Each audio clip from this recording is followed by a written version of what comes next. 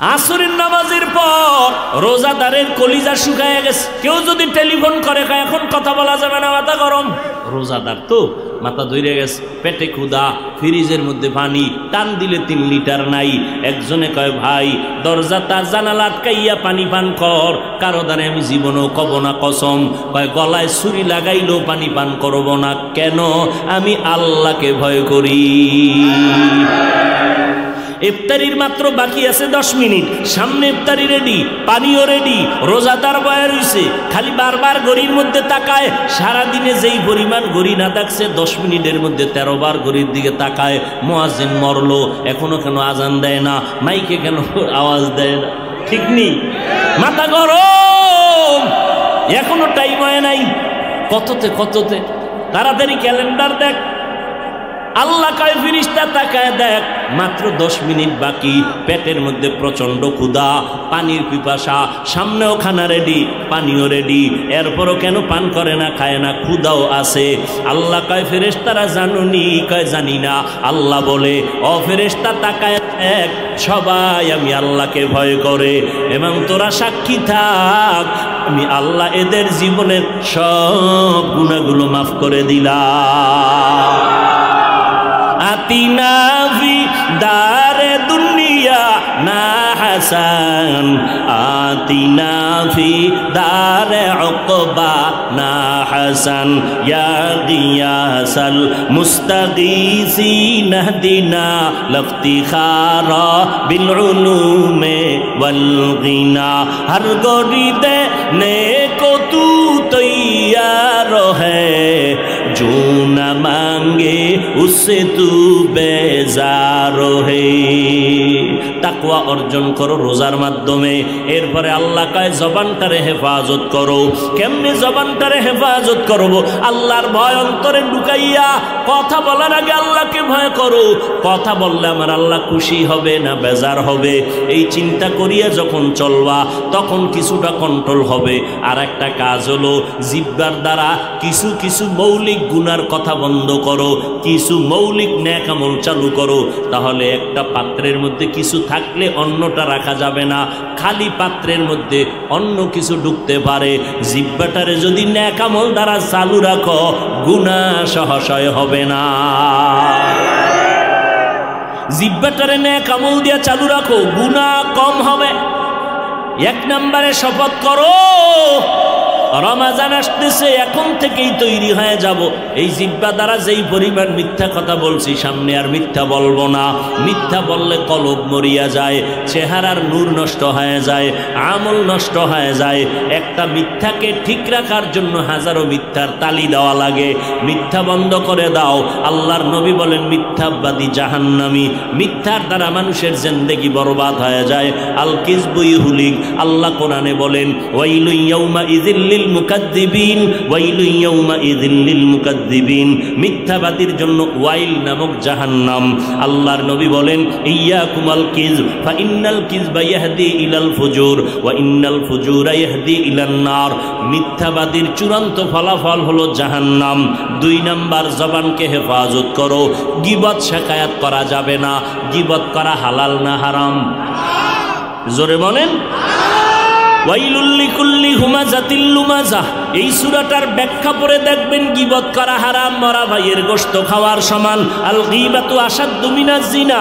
নবী বলেন জিনা করার থেকেও গীবত করা মারাত্মক অপরাধ। এই গীবত থেকে জবানকে হেফাজত করো। তবে এই সূরার ব্যাখ্যা পড়লে দেখবেন 4 কারণে গীবত করা ওয়াজিব, না করলে গুনাহ হবে। এর মধ্যে একটা কারণ, ইসলামের ব্যানার লাগাইয়া যারা উম্মতের ঈমানের উপরে আঘাত করে, আহলে হক ওলামাদের উপরে দায়িত্ব ওই ভণ্ডদের নাম ঠিকানা শুদ্ধা উম্মতের বইলা বইলা সজাগ করা, সতর্ক করা যে ওই ভণ্ডের কাছে যাইবা না, ওই দরবারে যাইবা না, ওই মাওলানার কাছে যাইবা না। এইভাবে আহলে হকরা বললে এটা সওয়াব হবে, এই গীবত করলে এটা সওয়াব। এই গীবত না করলে গুনাহ হবে। ওয়াইলুল লিকুল্লি হুমাজাতিল লুমাজা, এই সূরার ব্যাখ্যা পড়লেই পেয়ে যাবেন গীবত করা হারাম হারাম হারাম। 4 কারণে গীবত করা ওয়াজিব, না করলে গুনাহ হবে। এর মধ্যে একটা কারণ বললাম। অতএব আমরা ইসলামের ব্যানারওয়ালাদের বিষয়ে যা বলি এটা গীবত হলেও আমাদের সওয়াব হবে। ভাইরা আমার, 2 গুনাহ, মিথ্যা বলা যাবে না, গীবত করা যাবে না। 3 নাম্বার, গালি দেওয়া যাবে না। গালি হালাল না হারাম? কুল্লি ইবাদি ইয়াকুলুল্লাতী হিয়া আহসান ইন্না শাইতানা ইয়ানজাগু বাইনাহুম ইন্না শাইতানা কানা লিল ইনসানি আদুওয়াম মুবিনা। আল্লাহ তাআলা বলেন, ও নবী, মুমিনেরে জানায় দেন কাফেরের সাথে যেন খারাপ আচরণ না করে। কত কঠিন কথা। কাফেরের সাথে খারাপ আচরণ করা যাবে না, কোরআনে আল্লাহ নিষেধ করে। তার মানে মুমিনেরে গালি দেওয়া যাবে, কাফেরের সাথে খারাপ আচরণ করা যাবে না। মুমিনের সাথে তো ভালো আচরণ আরো আগের থেকেই করতে হবে। এরপরও যদি অজান্তে 2-1টা হয়ে যায়, নবীর হাদিস, সব উম্মতেরা ভুলের মধ্যে আছে, কিন্তু ওই উম্মত আল্লাহর কাছে দামি, ভুল করার পরে যারা তওবা করে। ভুল হওয়াটা মারাত্মক না, তওবা না করাটা মারাত্মক। কথা বুঝাইতে পারছি? এই বুঝেন, কিন্তু কথার মধ্যে ব্যবধান আছে। ভুল হওয়া না করা। ভুল হওয়া একটা ইচ্ছা করে আর একটা অনিচ্ছায় ভুল হয়ে গেছে। এই জন্য তো আল্লাহ বিচার করে অন্তর দেখে, আর দুনিয়াওয়ালারা বিচার করে জাহিরি অবস্থা দেখে। এই জন্য দুনিয়াওয়ালারা সইতে পারে না, আল্লাহ তো কিছু কয় না, কারণ আল্লাহ তো অন্তরের খবর জানে। আসলে মুখ দিয়া কইছে, অন্তরেই নাই। আল্লাহ অন্তর দেখে বিচার করে। মিথ্যা বলা যাবে না, গালি দেওয়া যাবে না, গীবত করা যাবে না। করে এবার নেক আমল চালু করবেন। জবানের আমল এক, বেশি বেশি বেশি বেশি হাঁটতে, চলতে, উঠতে, বসতে কোরআন শরীফের তেলাওয়াত। রমজানের ভেতরে সব থেকে বড় আমল রোজা, এরপরে তারাবি। কয় রাকাত? জোরে কোন করবেন তো? কেউ যদি 8 রাকাতের পেজ দেয়, সোজা জবাব, ঠিক আছে 8 রাকাতই তারাবি বললাম, বাকি 12 রাকাত কি হিসাবে? নফল। একটা নফলের দাম কত? ফরজের সমান। অতএব এই বরকত আমি ছাড়ব। এরপরে বড় আমল কোরআন তেলাওয়াত, কারণ রমাজান হলো কোরআন নাজিলের মাস। কোরআন তেলাওয়াত বললেই বলবেন পারি না, পারি না কইলে বিচার ডাবল হবে। পারালেন না কেন? চেষ্টা করেন আল্লাহর কাছে। নামাজ ভঙ্গের যত কারণ আছে, এর মধ্যে বড় কারণ কেরাত অশুদ্ধ হলে নামাজ হবে না। রমাজানে মানুষ আমল বেশি করবে, আর আমল তুইয়া খালি ঘুমায়। ফজরের নামাজের পরে আম্মা জানেরা, ও যুবক, কমপক্ষে 1 খতম দিবা। কয় খতম? হুজুর আপনি কি পাগল হয়ে গেলেন না? 1 খতম মানে 27শে কদরের সময়। আরে চিঠি স্লিপ কি? আমার বোনে 22 খতম, আমার আম্মায় দিছে 23 খতম, 26, 95 খতম। আমরা আলেম হইয়া 1 খতম দিতে ঘাম ছুইটা যায়। আরে না, 26 খতম দিল মহিলা হইয়া। একজন হাফেজ সাহেব যদি লাগাতার কোরআন পড়ে, এরপরও 2-3 খতমের বেশি দেওয়া কঠিন হয়ে যায়।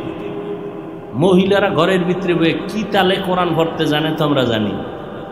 22 খতম দিল কেমন? কম আপনি জানেন না? একবার আলহামদু, 3 বার কুল হু আল্লাহ।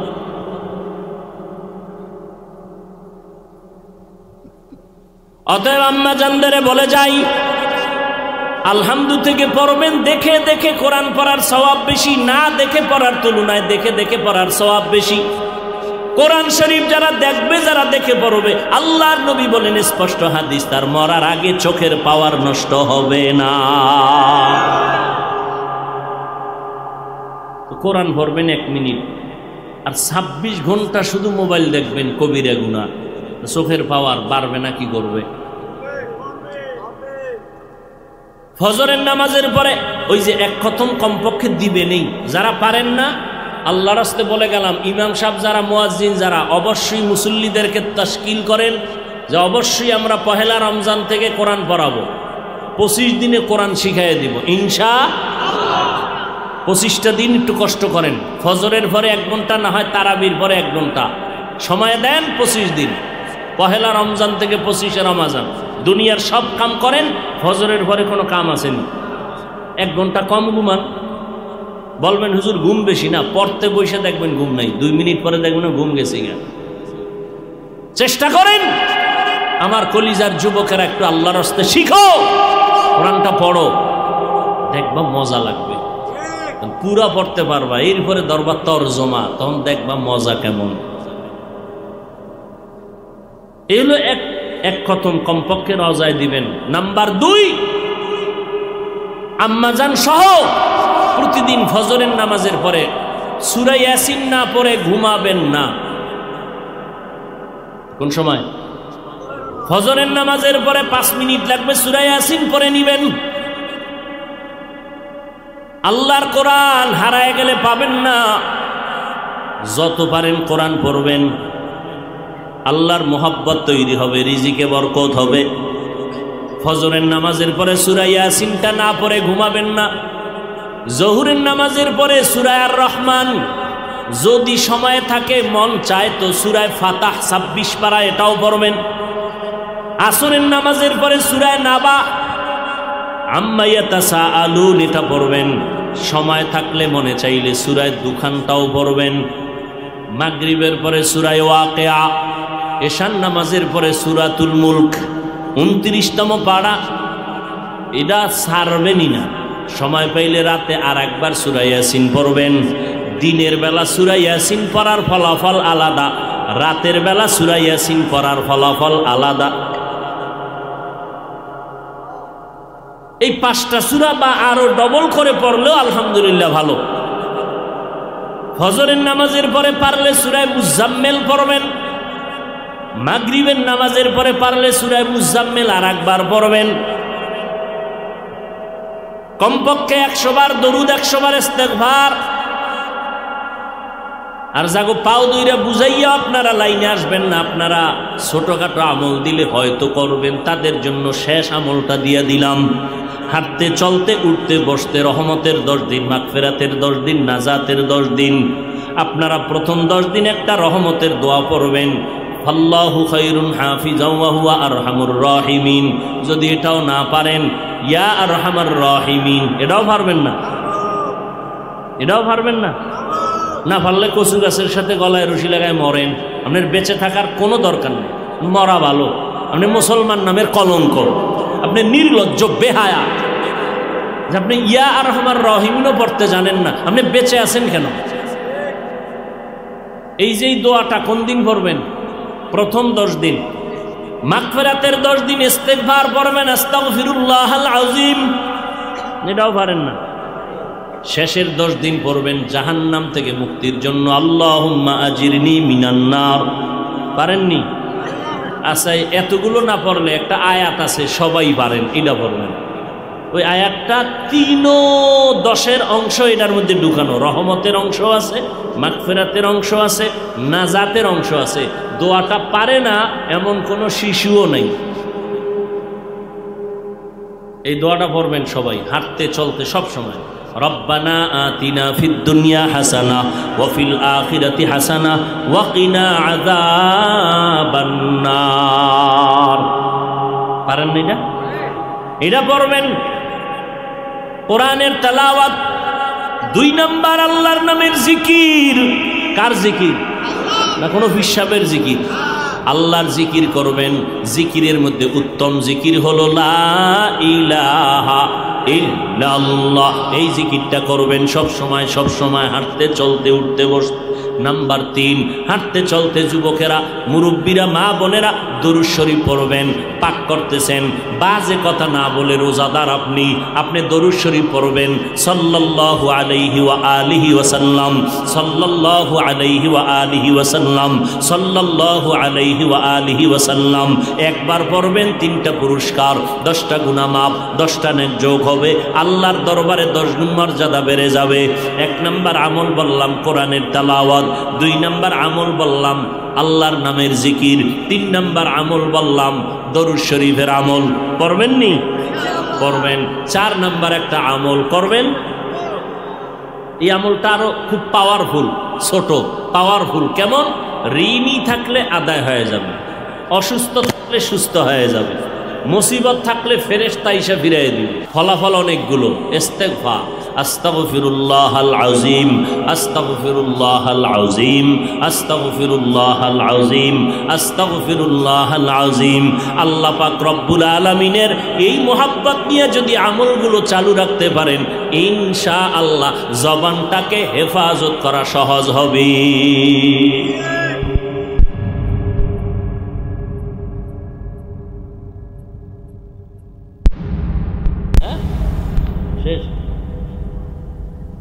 তাহলে মনে থাকবে আমলের কথাগুলো ইনশাআল্লাহ। তারাবির নামাজ কয় রাকাত পড়ব? ইনশাআল্লাহ।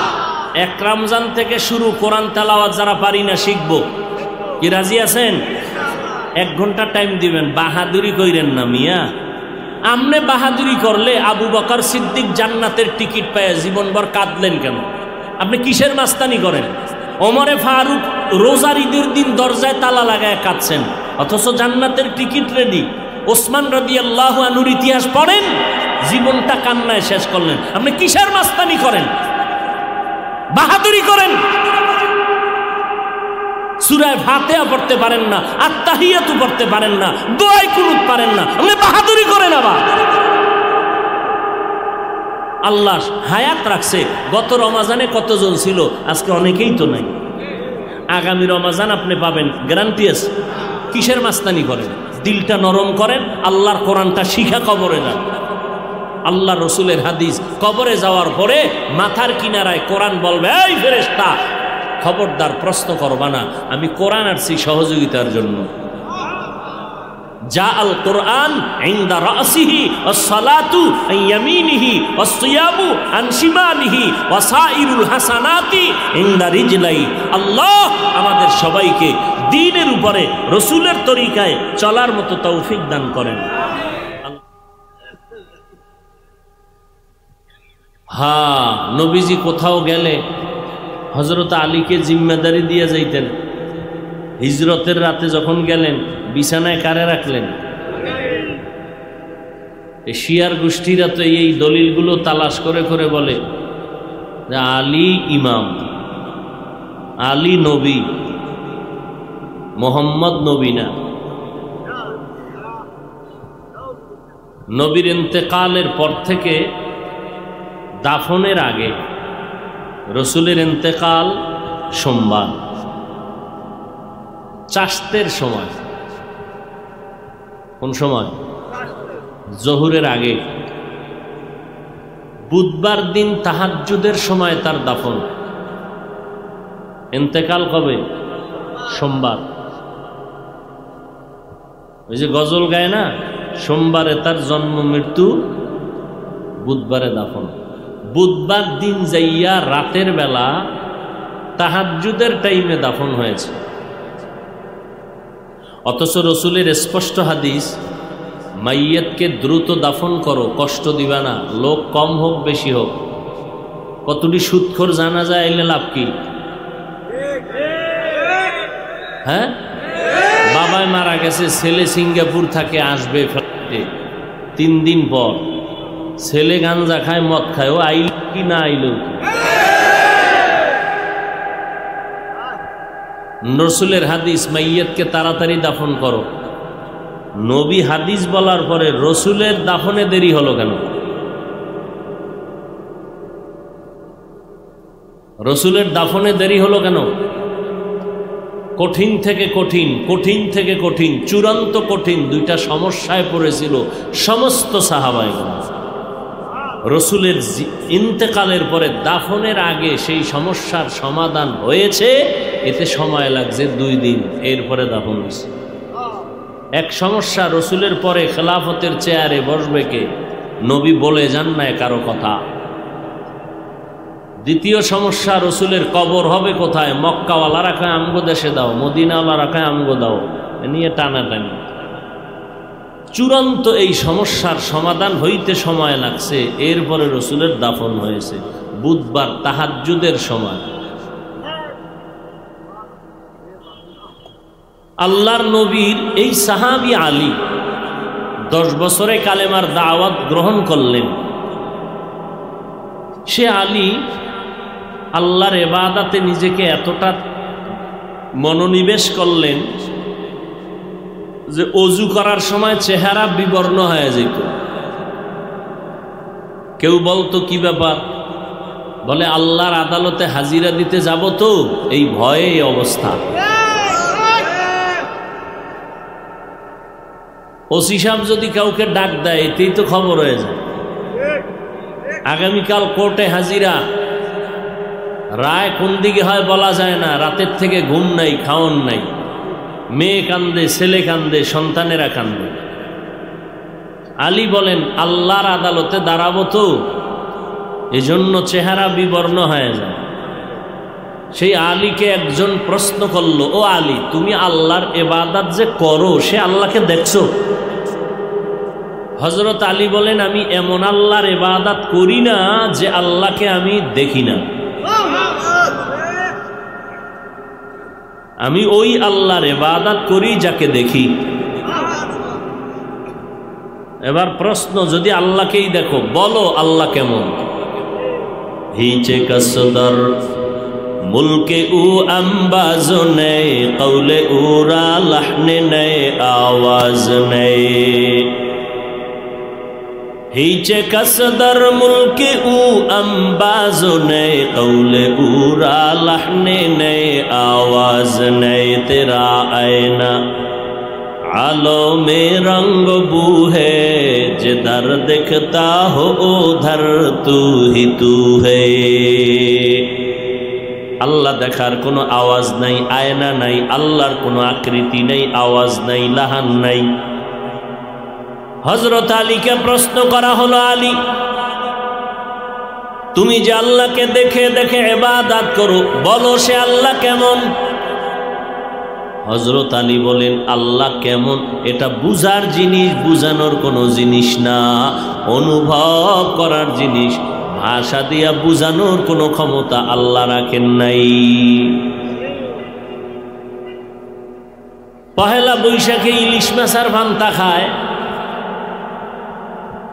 মইরে গেলেও খাবে, নামাজ না পড়লেও খাবে। যেই এক পিস ইলিশের দাম 30 টাকা, ওই দিন খাবে 900 টাকা। যারা খাওয়ায় এরাও জুলুম করে, যারা খায় এরাও জুলুম করে। ইলিশ খাওয়া, পান্তা খাওয়া স্বাস্থ্যের জন্য আরো ভালো, কিন্তু ওই দিন খাইতে হবে এই ধারণা কবিরা গুনাহ। খাইয়া জিহ্বায় শুধু বাড়ি দিতেছে সারাটা দিন। কেউ কয় অনেক মজা খেলাম, মজা। বলো তো মজাটা লাল না কালো? লম্বা কত, খাটো কত? তুমি যে বারবার বলো মজা মজা মজা, বলে মজাটা অনুভব করা যায়, বয়ান করিয়া বুঝানো যায় না মজাটা কেমন। हिचे कसदर मुल्के ऊ अंबाज नए, कौले उरा लहने नए, आवाज नए। तू दिल में तू आता है समझ में नहीं आता, तू दिल में तू आता है समझ में नहीं आता। बस जान लिया मैं तेरे पहचानो यही है, बस जान लिया मैं तेरे पहचानो यही है। আল্লাহকে দেখা যাবে। এরপরও আলী দেখছেন, নবীজি দেখছেন, তো দেখলে বলেন আল্লাহ কেমন? বলে এটা অনুভব করা যায়, ভাষা দিয়া বোঝানো যাবে না। আবার হাদিসের মধ্যে একটা বড় উল্লেখযোগ্য হাদিস আছে, যেই হাদিসকে বলা হয় হাদিসে জিবরাইল, যেই হাদিসটাকে বলা হয় উম্মুল আহাদিস, সমস্ত হাদিসের মা।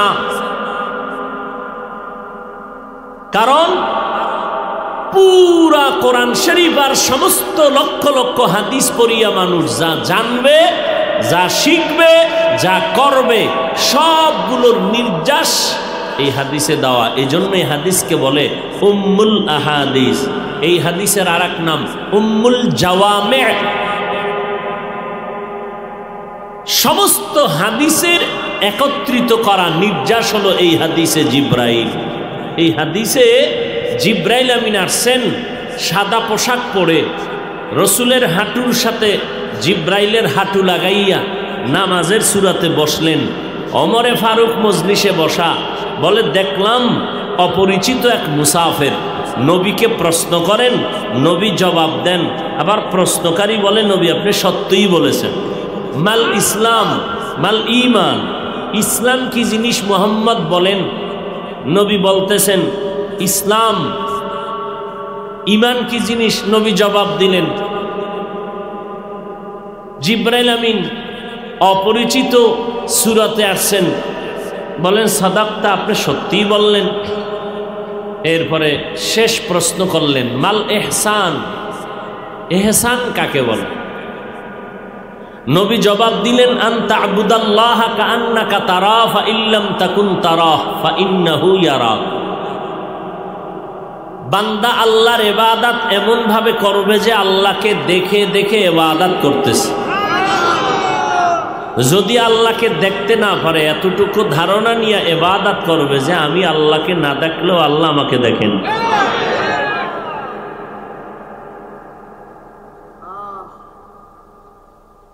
মানুষের জীবনে ইসলামের জিন্দেগি পরিচালনার ক্ষেত্রে এক বিষয় হলো ঈমান ইসলাম, আর এক বিষয় হলো আকীদা বিশ্বাস, আর এক বিষয় হলো তাসাউফ আত্মা শুদ্ধ করা। তিনটা বিষয়ে এই হাদিসে জিব্রাইলের মধ্যে তাসাউফকে যারা অস্বীকার করে, তাসকিয়ায়ে নফস আত্মা শুদ্ধ করা, হাদিসের মা হাদিসে জিব্রাইলের মধ্যে তাসাউফের সবক, তাসকিয়ায়ে নফসের সবক, পীর মুরিদির লাইনের সবক, আত্মা শুদ্ধ করার সবক। আনতা আবুদাল্লাহকে তুমি দেখতেছো, আল্লাহকে দেখে দেখে ইবাদত করা অথবা আল্লাহ দেখেন মনে করে ইবাদত করা। এটার সহজ কথা হলো হয়তো আমি আল্লাহর সামনে হাজির, না হয় আল্লাহ আমার সামনে হাজির। এই অবস্থা তৈরি করাটা এর নাম তাসকিয়ায়ে নফস। চূড়ান্তভাবে যখন বান্দা এই দরজা হাসিল করবে, আল্লাহ রব্বুল আলামিন তাকে মুশাহাদার মাকাম দান করবেন। মোরাকাবা, মুশাহাদা, মুজাহাদা পায় না খুঁজা। অন্ধ মুসলমান এরা মোরাকাবা মুশাহাদা পায় না, অথচ হাদিসে জিব্রাইল মুশাহাদার সবক দেয়, মোরাকাবার সবক দেয়, খবর নাই। এই জন্য তো ওই বাংলা হাদিস পড়নেওয়ালারা এরা সব হাদিস বুঝেও না, হাদিসের তরজমাও বুঝে না, হাদিসের শানে উরুদও বুঝে না, হাদিসের মারেফতও বুঝে না। এজন্য বলে মারেফত বলতে কিছু নাই।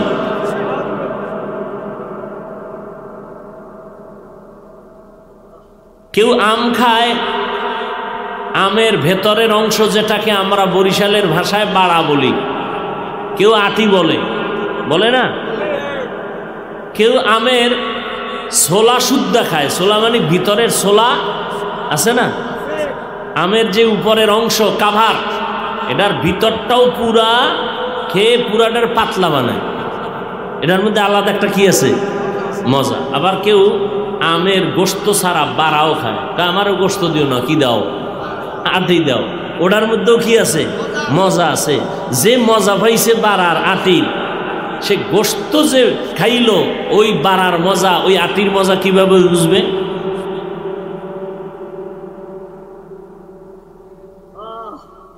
কোরআন শরীফের আয়াতের তরজমা আর তাফসীর, এই দুইটা বুঝলেই কোরআন বুঝা হয় না। আল্লাহকে দেখে দেখে ইবাদত করো। 14 গোষ্ঠীর হাদিস মাননেওয়ালা আহলে হাদিস আর যারা হোক, এই হাদিসকে অস্বীকার করার মানেই হলো সে বেঈমান। কারণ সমস্ত হাদিসের মা হাদিসে জিবরাইল। জবাব দেওয়া আহলে হাদিসরা, আল্লাহকে দেখে দেখে ইবাদত করো, না হয় আল্লাহ দেখেন এই মনে করে ইবাদত করো। এর ব্যাখ্যা কি বলো? তুমি এত হাদিস বুঝো, ব্যাখ্যা দাও। আল্লাহকে দেখে দেখে ইবাদত করো, আনতা আবুদাল্লাহ কান্নাকা তারা, মাস্তানি করো। জবাব দাও। আল্লাহকে দেখে দেখে ইবাদত করা, অথচ সমস্ত আহলে সুন্নাত ওয়াল জামাতের সর্বশ্রেষ্ঠ আকীদা, জমিনে দুনিয়াতে চর্মচোখে আল্লাহকে দেখা যাবে না। অথচ হাদিসে জিবরাইল স্পষ্ট বলতেছে ইবাদত করো এমন ভাবে যে আল্লাহকে তুমি দেখতেছো আর দেখে দেখে তুমি আল্লাহর ইবাদত করতেছো। পীর মুরিদি নাই, তাসাউফ নাই, তাসকিয়া নফস নাই, সুফিবাদ নাই। তুমি হাদিসের কিছুই বুঝো নাই। হাদিস বুঝে নাই দেখেই তো 8 রাকাত তারাবি নিয়ে দৌড়ায়, 20 রাকাত পড়তে চায় না। এরা আমল চোর। কিশোর বলেন, এরা কিশোর, এরা আমল চোর।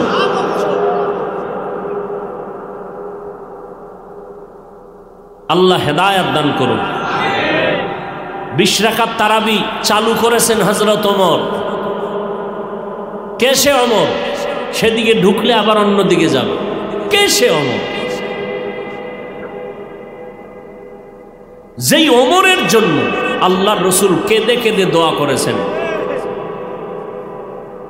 নবীজি কোনোদিন আবু বকরের জন্য কাঁদেন নাই, হযরত আলীকে কালেমার পতাকায় ঢুকানোর জন্য দোয়া করেন নাই, ওসমানকে কালেমার পতাকায় আনার জন্য দোয়া করেন নাই।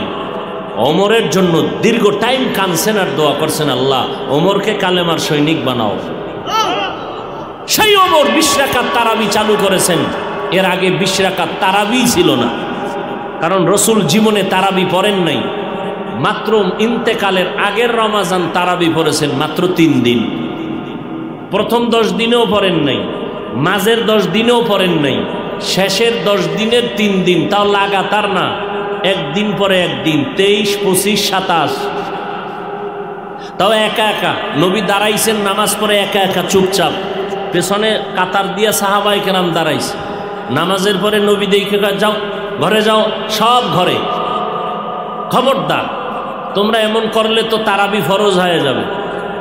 ফরজ হইলে তো আর ছাড়তে পারবা না, তোমাকেই কষ্ট হবে, যাও তাড়াতাড়ি দৌড় দাও। জিবরাইল আয়া যদি কয় ফরজ, তা শেষ। যাও ঘরে গিয়ে নামাজ পড়ো, একা একা পড়ো, মসজিদে হবে না, জামাতে হবে না, ঘরে পড়বা, একা একা পড়বা।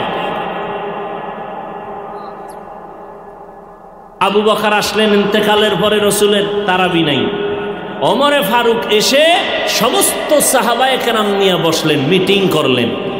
দীর্ঘ টাইম পরামর্শের মাধ্যমে সিদ্ধান্ত হলো রাসূল তারাবি একা একা পড়ছেন, জামাতে পড়েন নাই, মসজিদে পড়তে নিষেধ করেছেন।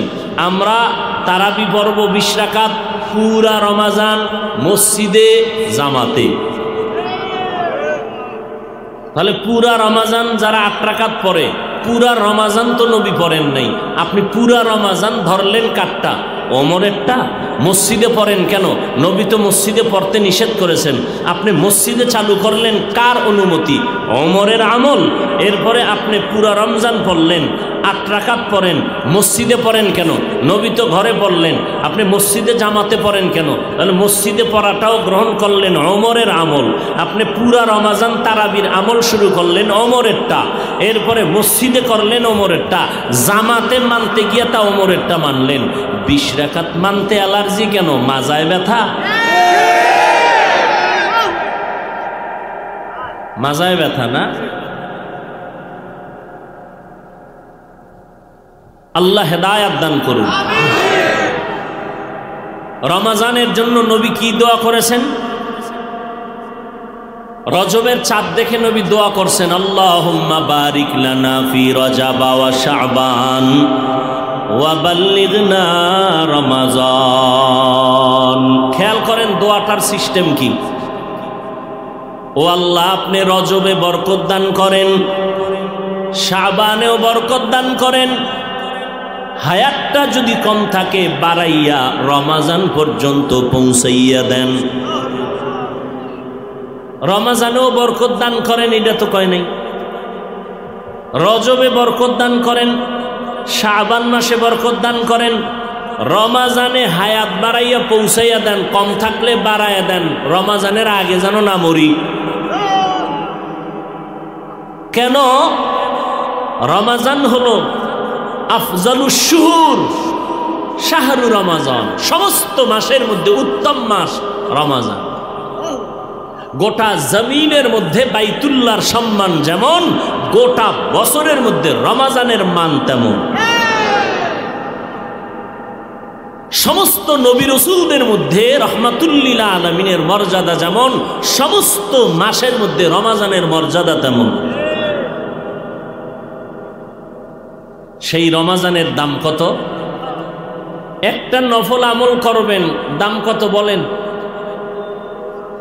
ফরজের সমান। একটা নফলের দাম ফরজের সমান, আর একটা ফরজের দাম 70টা ফরজের সমান।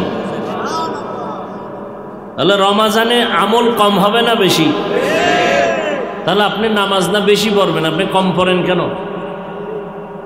আপনি যদি বলেন না ওমরের 20 রাকাত মানি না, নবী যদি কিয়ামতের দিন বলে তোমার মতো উম্মত আমি মানি না,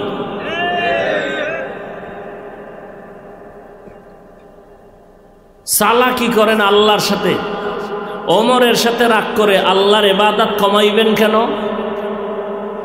এরপরে যদি আপনি যুক্তি দিয়ে আটকাইয়েই ফালান, সহজ জবাব, ঠিক আছে তারাবি 8 রাকাতই পড়লাম, বাকি 12 রাকাতও ছাড়ব না। কেন? এক নফলের দাম ফরজের সমান, অতএব বাকি 12 রাকাত নফল হিসাবে পড়ব।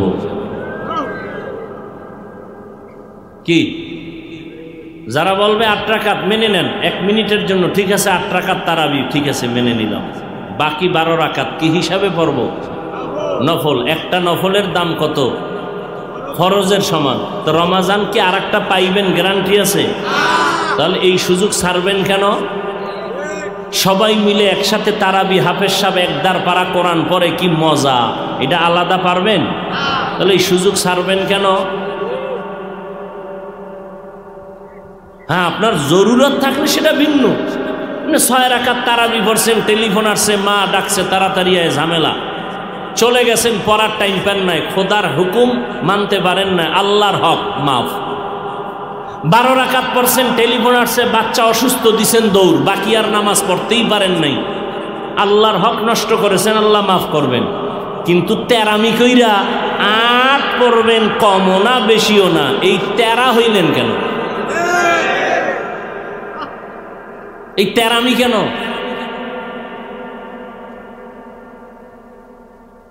কার সাথে রাগ কইরা আল্লাহর ইবাদত কমাইতেছেন বলেন?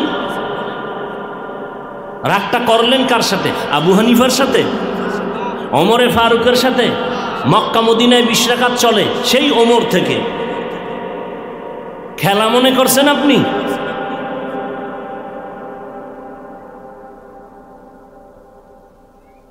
আমগো জবান খোলার কারণে এখন কিছু থামছে, হাদিসমানি গ্রুপটার একটু থামছে। আগে যে কথায় কথায় বলতো পীর মুরিদি সব মুশরিক, জায়গায় জায়গায় বলতো, ধামাধাম বলে দিত, আউযুবিল্লাহ পারেন, এখন একটু থামছে, না এগুলোকে ভাড়া যাব না। পারবা কিভাবে? যা আল হক ওয়া যাকাল বাতিল, বাতি যখন জ্বলবে অন্ধকার পালায়ে যাবে। আল্লাহর ওয়াদা, হক যখন আসবে বাতিলরা পালাবে। পালানোর ব্যাখ্যা 3টা, হয়তো ঠাডা হইরা জায়গায় মরবে, না হয় এই দেশ ছাইরা পালাবে, না হয় তওবা কইরা হকের পক্ষে আসবে। এই 3টা হবেই। হয়তো বাতিলরা তওবা করবে, আমাদের হকের পক্ষে আসবে, না হয় এই এলাকা ছাইরাও ভাগবে, না হয় খোদার গজবেও রাতে ঘুমের ঘরে মরবে।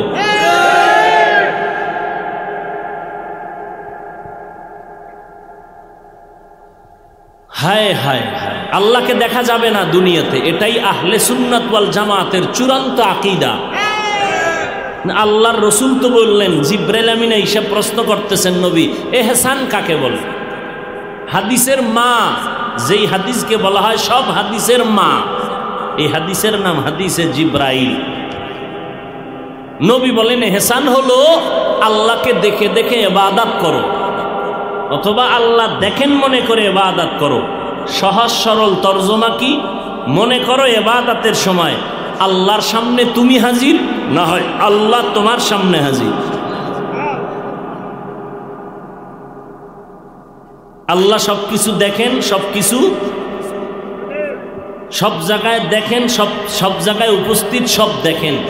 এটার আরবি হলো হাজের ওয়া নাজের। সবকিছু দেখেন, সব জায়গায় উপস্থিত থাকেন। এলে বহু ফেরকা আছে আমাদের দেশে, অভাব নেই। নবীরে মোহাব্বত করতে করতে আল্লাহর উপরে উড়ানের ফিকিরে একদল আছে, বুঝেন না? বউরে এই পরিমাণ মোহাব্বত করে, মোহাব্বত করতে গিয়ে যদি বউরে মা বানায় ফেলায়, এটার যে অবস্থা, নবীকে মোহাব্বত করে যদি আল্লাহর সমান বানায়, এরও কপাল পুরলেই অবস্থা হয়ে যায়। ভালোবাসার একটা মাপকাঠি আছে না? তো স্ত্রীকে ভালোবাসবেন, সন্তানকে ভালোবাসবেন, আব্বাকে ভালোবাসবেন, আম্মাকে ভালোবাসবেন, প্রত্যেকটার মাপকাঠি আছে। আল্লাহ পাক যেই একক গুণের মালিক, এই গুণ আর কারো মধ্যে আছে মনে করার নাম শিরিক। আল্লাহর একক একটা গুণের নাম হাজের নাজের। এই গুণ পৃথিবীর আর কারো মধ্যে নেই। কেউ যদি মনে করে আমার নবী হাজের নাজের, তাহলে আল্লাহর গুণটা নবীর মধ্যেও পাওয়া গেল। তা আল্লাহ যে এক, এই এক শব্দ তো আর থাকলো না। আল্লাহ গুণের বেলায় এক, আল্লাহ জাত হিসাবে এক, আল্লাহ ক্ষমতার বেলায় এক। এক মানি এর সাথে আর কারো অংশীদারিত্ব নাই। তাহলে আল্লাহ হাজের নাজের হিসাবে তিনি এক। এটার মধ্যে আর একজন ঢুকাইলেন মানি আল্লাহর সাথে আর একজনকে শরিকদার বানাইলেন, এটা শিরিক হয়ে গেল। আবেগ আবেগ আবেগ, ইডারে আবার দলিল দিয়া ধাক্কাইয়া দোক্কাইয়া এটার আবার প্রতিষ্ঠিত করার জন্য আরো জোরাতালি দিতেছে। মানে এক মিথ্যা ডাকার জন্য আরো 17 মিথ্যা।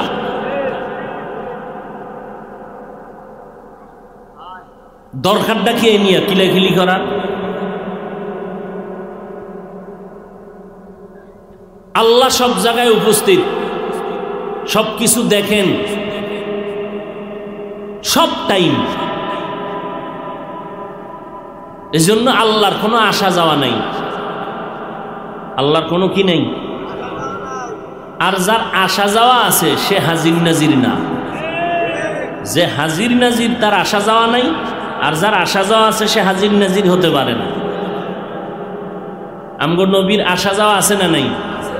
হিজরত করে মক্কা থেকে কই গেলেন? মদিনায়। কথা ঠিক নেই? তাহলে নবী যদি হাজির নাজির হয় তা আসা যাওয়া হয় কেমন? আরে মিয়া, নবী জুতা মোবারক পরে নামাজে দাঁড়াইছেন, সাহাবায়ে কেরাম নামাজে দাঁড়াইছেন, নামাজের মধ্যখানে জিবরাইল আসছে, নবী জুতা খুলছেন, সাহাবায়ে কেরাম জুতা খুলছেন। নবী কয় আপনারা জুতা খুললেন কেন? কয় নবী আপনার অনুসরণ করি, এজন্য আমরাও খুলে লাইছি। নবী বলেন আমি তো খুলছি এমনে না, আমার জুতার নিচে নাপাক আছে, জিবরাইল আইসা বলছে জুতা খুলে ফেলছি, নাপাক অবস্থায় নামাজ হবে না। আমি নবী নামাজের আগে যদি জানতাম জুতার নিচে নাপাক, তাহলে জুতা আগেই খুলে রাখতাম, নাপাক নিয়ে দাঁড়াতাম না। আগের থেকে কেন জানি না? আমি ইলমে গাইবের মালিক না। হুদা জায়গায় কিলেখিলি, নামাজ নাই, রোজা নাই, সুদ খায়, ঘুষ খায়, পর্দা নাই, এ নিয়ে কোনো ফিকির নেই। হুদা একটা জিনিস নিয়ে কিলেখিলি, নবী নূর না মাটি, হাজির নাজির গাইবের এই সমস্ত নিয়ে ধুম কিলেখিলি। একদল আর এক দলের সালাম দেও না, দিলেও নেয় না।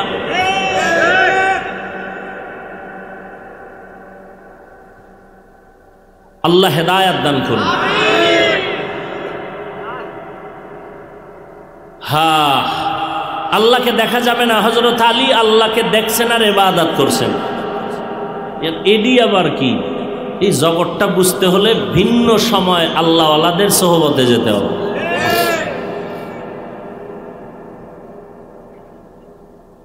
আবু হানিফার বিষয় আছে ঘটনা, আল্লাহকে স্বপ্নে দেখছেন অনেকবার। ইমামে আজম আবু হানিফা রহমতুল্লাহ আলাই, এ নিয়ে আবু হানিফাকে অনেক গালাগালি করে আমগো হাদিস মাননেওয়ালা ভাইরা। হ্যাঁ, যাই হোক, তো আল্লাহকে দেখা যাবে না, তো অনুসরণ কেমনে করি? প্রশ্ন কি ছিল? আল্লাহর অনুসরণ করো, রসুলের অনুসরণ করো। এবার আল্লাহ নিজেই জবাব দেন, তোমরা যে এমন একটা পেছে পড়বা আমি আল্লাহ আগের থেকে জানি, কারণ আমি গাইবের মালিক। সমাধান দিয়ে রাখছি, কোনো পেছ নাই। কি? কোনো পেছ নাই। কি সমাধান? তোমরা আমি আল্লাহকে যদি কিছু দিতে চাও, আমার একজন মোহাব্বতের বন্ধু আছে দুনিয়ায়, তাকে দাও, আমি পেয়ে যাব। قل إن كنتم تحبون الله فاتبعوني يحببكم الله ويغفر لكم ذنوبكم والله غفور رحيم। আমার বন্ধু মুহাম্মদ, আমি আল্লাহর মোহব্বতের বড় বন্ধু। ঈসা নবীও আমার বন্ধু, মুসা নবীও বন্ধু, ইব্রাহিম আমার বন্ধু, ইসমাইল আমার বন্ধু, মুহাম্মদও আমার বন্ধু। তবে ব্যবধানটা হলো, সব নবী এবং রসুলেরা আমি আল্লাহ পাকের আশিক, আর আমি আল্লাহ নিজে হলাম মুহাম্মদের আশিক। ইমামুল আউয়ালিনাল আখিরিন বহরে সাদকা রহমাতাল লিল আলামিন সাইয়্যিদুল কাউনাইন খাতমুল মুরসালিন আখিরামত বুতে ফখরুল আউয়ালিন।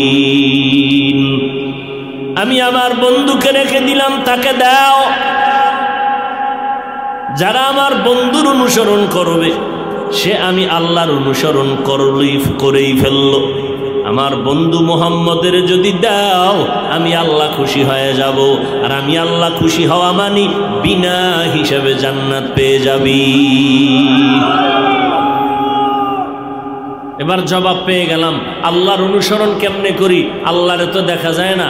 আল্লাহ কয় মুহাম্মদের অনুসরণ করো, আল্লাহটা হয়ে যাবে। এবার সাহাবায়ে কেরাম মুহাম্মদের ধৈরেই ফেললেন, এমন দ্বারা ধরছেন যে এখন খানার ক্ষুধা লাগছে, যায় না।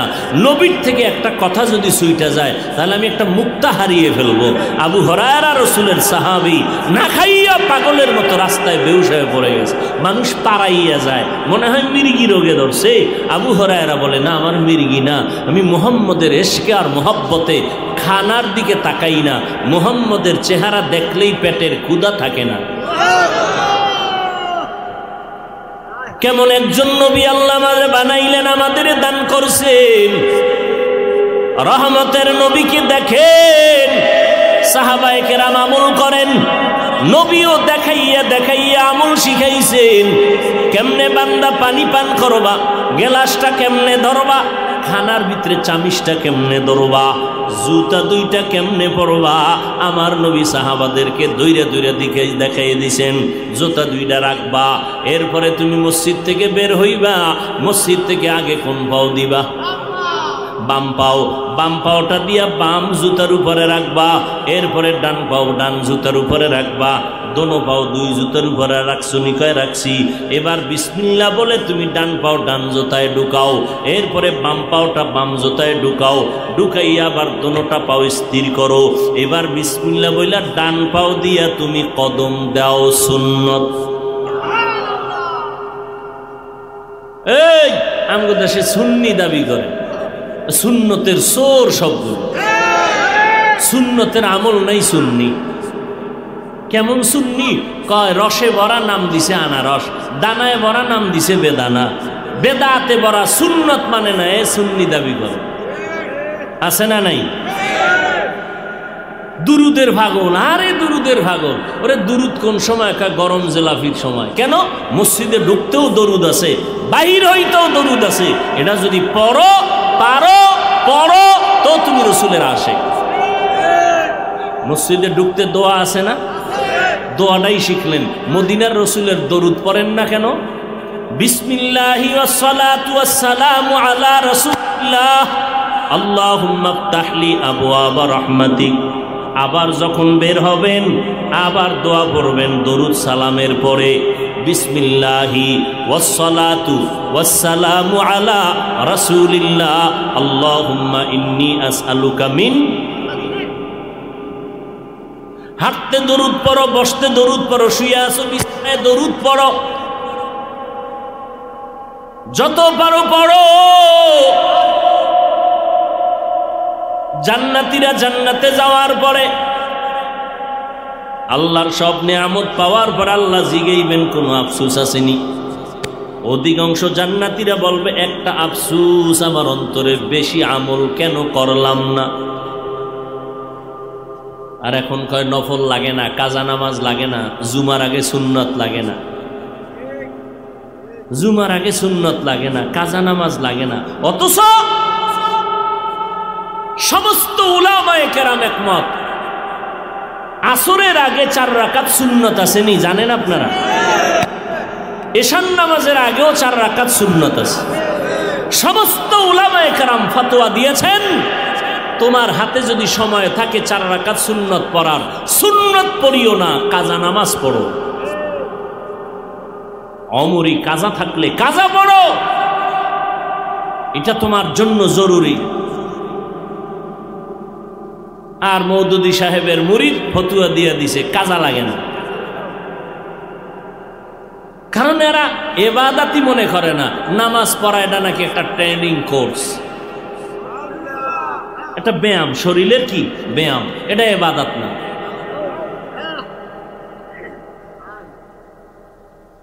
আল্লাহ হেদায়েত দান করুন।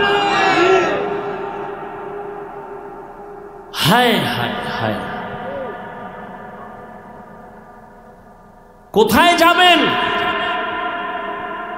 মানুষের ইমানের ঘরে আগুন লাগায় দিছে।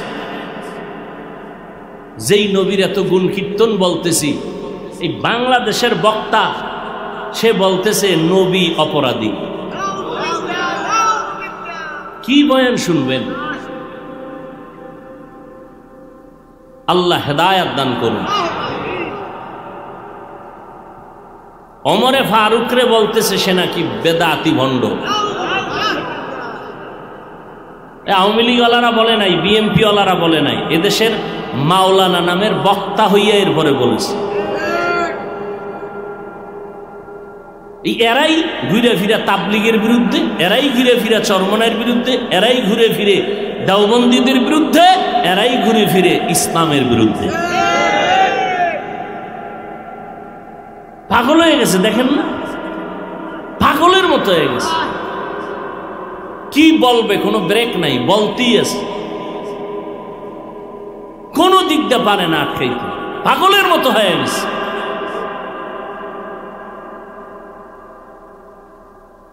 হায় হায়, নবীর অনুসরণ সাহাবায়ে কেরাম করা শুরু করলেন। আমাদের কপাল খারাপ, আমরা আল্লাহরও দেখলাম না, নবীরেও পেলাম না। আল্লাহ সমাধান দিলেন, আমাকে না পাইয়া মুহাম্মদের অনুসরণ করো, আমি আল্লাহ পেয়ে যাব। সাহাবায়ে কেরাম নবীরে পাইলেন, আমল করলেন, অনুসরণ করলেন। আমগো কপাল বড় খারাপ, আমরা নবীরও পাইলাম না। নবীর হাতে গড়া ছাত্র সাহাবী জান্নাতের সার্টিফিকেট দাঁড়িয়ে আবু বকরেরও পেলাম না, ওমরেরও পেলাম না, ওসমান আলী কোনো সাহাবীও পাইলাম না। আমরা এমন এক যুগে আসছি, এই আল্লাহর প্রিয় বান্দাদের কাউকেই পেলাম না। আল্লাহর বান্দা সব এক এক করে হারায় ফেললাম। চোখের সামনে যাদের দেখে একটু কলিজা ঠান্ডা করতাম, তারাও হঠাৎ করে আমাদের থেকে এক এক করে চলে গেলেন। সবাই চলে গেলেন। যাদের একটা কথায় দেশ শান্ত হয়ে যেত, যাদের চেহারা দেখলে বেঈমানের কলিজা কাঁপতো, নাস্তিকদের মাথা নষ্ট হয়ে যেত, এরকম আল্লাহর খাস বান্দাদের আমরা হারায় ফেললাম। এখন আমরা যারা আছি কিলাকিলি ছাড়া কিছুই বুঝি না। কারে মাইরা কে উপরে উঠবে, কারে নিচে নামাবে, কে উপরে উঠবে, এই ধান্দা। ভাইরা আমার, এখন আমাদের উপায় কি? আমরা নবীও পেলাম না। মদিনার নবী একটা রাস্তা খুলে গেছেন, ও উম্মতেরা, যেই সময় তোমরা আমারে পাইবা না, ওই সময় তোমরা আল্লাহর হুকুম কেমনে মানবা? আমি মুহাম্মদের অনুসরণ করলে তো মানা হয়ে যাইত। আমারে যারা পাবা না, আমি মুহাম্মদের একদল বন্ধু জমিনের মধ্যে রেখে গেলাম, তোমরা তাদের অনুসরণ করবা, আমি নবী পেয়ে যাব, আমি নবীর অনুসরণ হয়ে যাবে। আমি নবীর হওয়া মানে আল্লাহ খুশি হওয়া, আল্লাহ খুশি হওয়া মানে বিনা হিসাবে জান্নাত পাওয়া। নবী বলেন আমার বন্ধু একমাত্র আহলে হক ওলামায়ে কেরাম। তবে ওলামা দেখলে দৌড় দিবা না। ওলামাদের মধ্যে চূড়ান্ত একদল দেখবা চূড়ান্ত খারাপ, সাবধান। এই ওলামা দেখলেই দৌড়ানো যাবে না। যাদের আমলে, যাদের বয়ানে মানুষ বেআমলওয়ালা আমলওয়ালা হয়, গুনাহ ছেড়ে নেক আমল ধরে, যার আমল আখলাক দেখলে মানুষের চোখে পানি আসে, আল্লাহর ভয় অন্তরে আসে, গুনাহ ছাড়তে মনে চায়, নেক আমল ধরতে মনে চায়, এমন ওলামায়ে আহলে হকদের অনুসরণ করবা। খবরদার, ওলামাদের মধ্যে একদল থাকবে যারা বলবে কোরআন শরীফ পুরাটা মানা যাবে না, কোরআনের মধ্যেও ভেজাল। আমরা ওই যুগে এখন আছি যেই যুগে আলেম হইয়া কয় কোরআনে ভেজাল। আমরা ওই যুগে আছি যেই যুগে বলে নবীরা গুনাহগার। কে কয়? আলেম। আমরা এই যুগে আছি যেই যুগে বলে কোরআন শরীফ অর্থ না জানিয়া পড়লে কোনো লাভ নাই। অথচ আল্লাহর কসম, আল্লাহর কোরআন ধরবা তাতেও বরকত, আল্লাহর কোরআনটা খুলিয়া শুধু তাকাইয়া দেখবা তাতেও সওয়াব, আল্লাহর কোরআন পড়বা তাতেও সওয়াব, আল্লাহর কোরআন শুনবা কানে তাতেও সওয়াব। তুমি অর্থ জানো আর না জানো।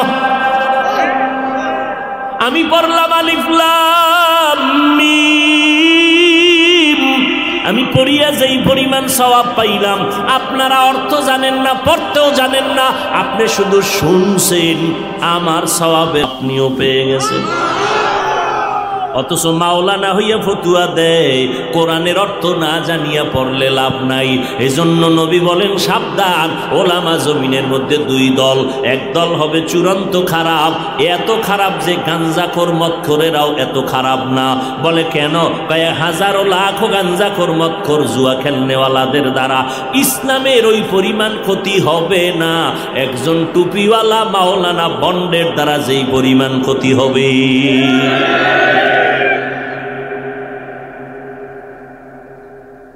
ভাইরা আমার, এমনিই তো নাচনেওয়ালা বুড়ি, আরো যদি পায় মানুষ এমনি আমল করতে চায় না। আবার তাকে যদি বলি তোমার আমল লাগে না, সুন্নত লাগে না, এটা ডাইরেক্টরি লয়ে নামস মানুষকে আমল থেকে দূরে সরাবার জন্য। এখন পাওটাও ধরে বুঝাইলাম, ভাই রমাজান আসতেছে, কোরআন শরীফটা পারেন না, শিখেন। তারাবির পরে 1 ঘন্টা টাইম দেন, পহেলা রমজান থেকে 25শে রমজান। আল্লাহর উপরে ভরসা করে বলছি, এই 25 দিনে আপনি কোরআন পড়ার যোগ্যতা তৈরি হয়ে যাবে।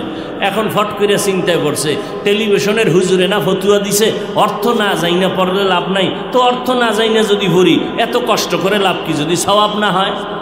বাস ওই যে ফতুয়া একটা দিয়ে দিছে, ভেজাল লাগায় দিছে। এখন এরা ভেজাল লাগায়, এতে দোষ নাই। আমরা জবাব দিলে খায় আমাকে ভিতরে হিংসা। চিন্তা করতে পারেন এরা কত বড় আবু জাহালের বংশধর, এরা কত বড় খারাপ। ওরা দুনিয়ার পেছ লাগায় রাখছে উম্মতের মাঝে, এতে দোষ নাই। আমরা জবাব দিলে আমাকে ভিতরে হিংসা। ওরা কত খারাপ।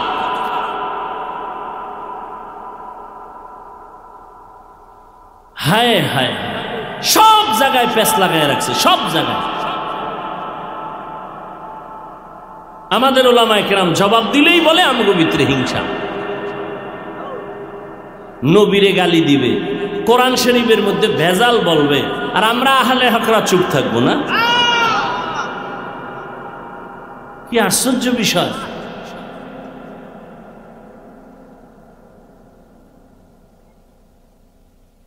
এজন্য কাফের বেঈমানের থেকে মুনাফিক বড় খারাপ, বড় খারাপ।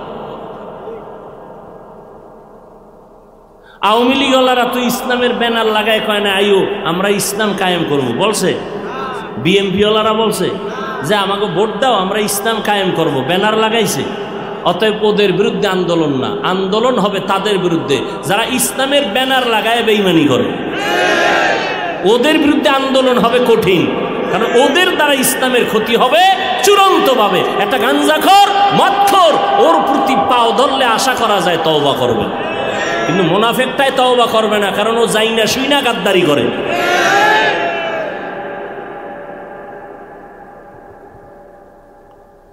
একটা বিএমপির মানুষ নামাজ পড়ে না, মাদ্রাসায় টাকা দেয় না, আমি জোরে বলো।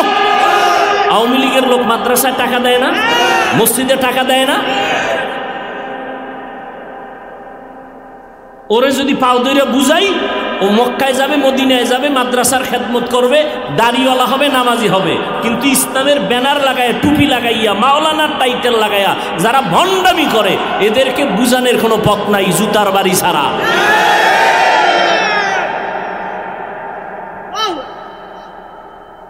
আজকে ইসলাম ওদের কারণে চূড়ান্ত ভেজালের মধ্যে পড়ে আছে।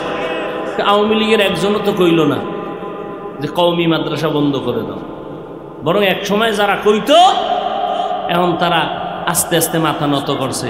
এখন তারাই আবার বলছে যে মাদ্রাসায় কোনো জঙ্গি নেই, বলে নাই। অথচ কওমি মাদ্রাসার সনদের স্বীকৃতি দেওয়ার কারণে কোনো বেঈমান বেজার হয় নাই, মুনাফিকরা বেজার হয়ে গেছে। আমরা তো কওমিওয়ালারা কই নাই যে আমরা স্বীকৃতি পাইছি, আমরা ডিসি হব, এসপি হব না, আমাকে এটির দরকার নেই। প্রশ্ন করবা স্বীকৃতি নিছি কেন, সরকার দিছে কেন, সরকারকে জিগাও। নিছি কেন না, দিছে কেন সেটা জিগাও। যে আমাদেরকে সমাজের কেউ যেন অবহেলিত মনে না করে, এজন্য সরকার তার নখদর উপরে নিয়ে নিছেন যে না, এরাও আমার সন্তান, এদেরকে গোপনে রাখা যাবে না, ওপেনে এদেরকে সম্মানের সাথে রাখতে হবে।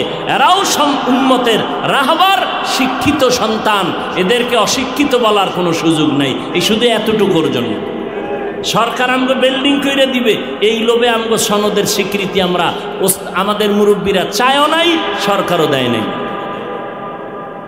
যদি এমন কিছু হয় তাহলে স্বীকৃতি বন্ধ। এই জমিনে নতুন করে আর এক আন্দোলন হবে যে সরকারের প্রভাব মুক্ত মাদ্রাসা হতে হবে। সরকার আওয়ামী লীগ আজীবন থাকবে বিষয়টা তো এমন না। এমন যেই আসব কোরআন তার ধারায় চলবে, রসুলের আদর্শ তার ধারায় চলবে, কারো অর্ডারে নয়, বরং মদিনার আদর্শের অর্ডারে সবাই চলবে।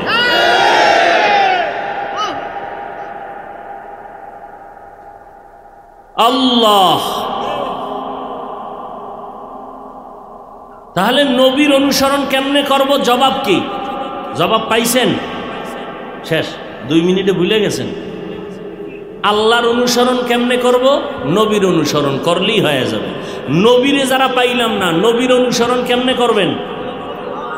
ওলামায়ে বলবেন শব্দটা বাড়াইয়া, ওলামায়ে আহলে হক। ওলামায়ে আহলে হক চিনবেন কেমনে? ফাগরি তো আমাদের থেকে বন্ড গোটা বড়, চেহারা তো আমাদের থেকে কুতুববাগির চেহারা বড় ভালো, দেওয়ানবাগির চেহারা, শরীর কি পরিমাণ মোটা তাজা। চিনবেন কেমনে কে ভালো মন্দ? চিনার প্রাথমিক পরিচয় হলো যাদের বয়ানে, যাদের আমল আখলাকে বেনামাজি নামাজি হয়, কান্না তৈরি হয়, কলব শুদ্ধ হয়, গুনাহ ছাড়তে মনে চায়, নেক আমল করতে মনে চায়, যাদের কাছে গেলে জাহান্নাম মানুষ জাহান্নাম থেকে জান্নাতের পথে নবীর সুন্নতের আমল ধরে, এরা হক। এরপরে চূড়ান্ত চিন্তা ভাবনা আগে ঢুইকা পড়ে। এবার আল্লাহ বলেন আদেশ দিছি 2টা। 1 নম্বরে তাকওয়া অর্জন করো, 2 নম্বর আদেশ হলো জবানকে কন্ট্রোল করো। জবানের কথা বললেন কেন? চোখের কথা বললেন না, কানের কথা বললেন না? বলে কান যদি অন্যায় করে পট্টি লাগায় দাও, তুলা লাগায় দাও, কান বন্ধ হয়ে যাবে, গানের আওয়াজ আর আসবে না। পা যদি অন্যায় করে রশি দিয়া বেঁধে দাও, পা অন্যায় করবে না। হাত যদি অন্যায় করে হাত দুইটা বেঁধে দাও, অন্যায় করবে না। চোখ যদি অন্যায় করে চোখের সামনে পট্টি লাগা, অন্যায় করবে না। কিন্তু জবানটারে কেমনে আটকাইবা? জবান এমন এক মারাত্মক অস্ত্র, বেলেটের মতো চারদিকে ধার।